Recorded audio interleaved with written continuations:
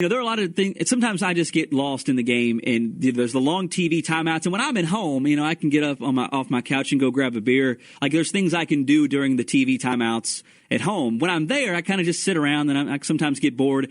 And I got to thinking about Tony Hicks. And I want to give that kid a lot of credit because, look, I'm not in the locker room. I'm not sure what's going on behind the scenes. No reason to think he's not been a model teammate. And Rick Pitino last night talked about how he gave him a good lift at the end. He played well, and that was good.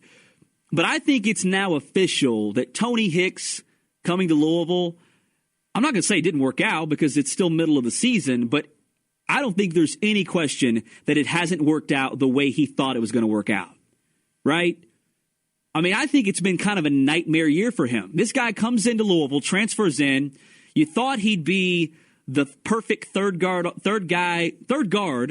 one of the main guys off the bench. And I think last night he got in and he played, but it just hasn't worked out. He scored 1,000 points in 3 seasons at Penn, which who knows how that's going to translate to the level of basketball in the ACC at U of L.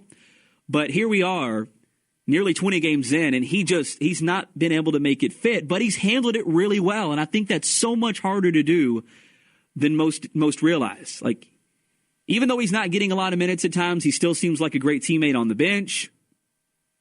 He's beloved by his teammates. Those guys have nothing but great things to say about Tony. And I kind of feel for him because he didn't come into this with the expectation that this was the way it's going to go. Now, some of you could probably say, well, what do you mean? He's on a great team. He's still, he should be thankful that he's a part of the program. And, why would he be upset? He's blessed.